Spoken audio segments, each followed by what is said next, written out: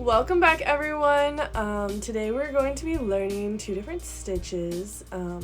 We're first going to learn how to make a chain stitch, and we're going to make a full chain after that, and then we are going to learn how to make a magic ring.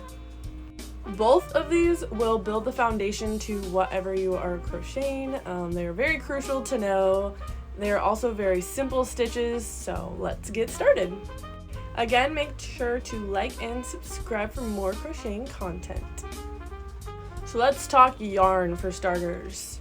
Today we will be using Bernat baby blanket yarn, the sparkly kind, to make our chain and our magic ring. This is the hook that I will be using. It is an N hook. You guys can see that right there. It is an N hook.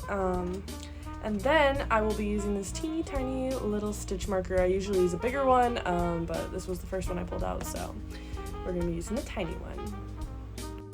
Starting with our chain stitch. So you're going to grab your yarn and you're going to make a little, I like to call it a knot or a loop. There's multiple different ways to do this. This is just how I do it, but you're going to make a little loop and you're going to stick your crochet hook through it and pull it tight.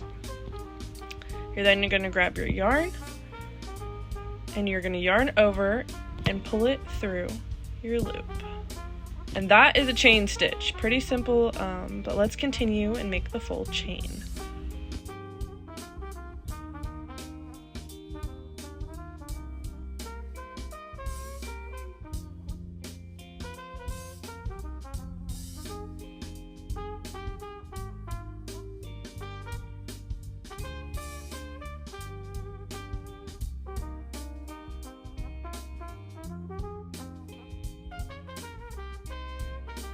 So we now have a full chain. It's just the same stitch over and over again. Pretty simple, but it is the building blocks. So we are now going to move on to our magic ring. You're gonna wrap your yarn around your pointer finger and cross it over. You are now gonna pull the piece of yarn that is under the top piece through. And pull the yarn through again to make a loop. Now there is your loop.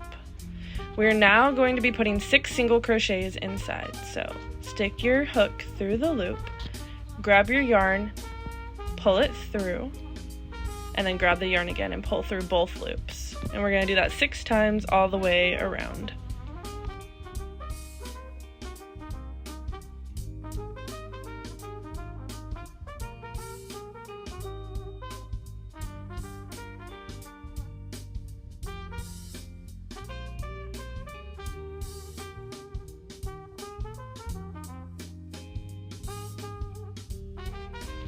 We now have our magic ring.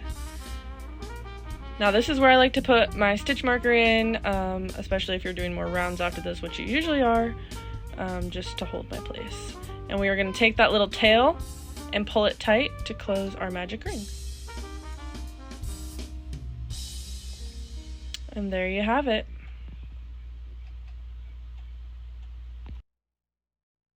The magic ring is a little bit more complicated than the chain. There they are side by side, but both are the building blocks to anything that you want to create. So once you get those down, everything after that is much easier.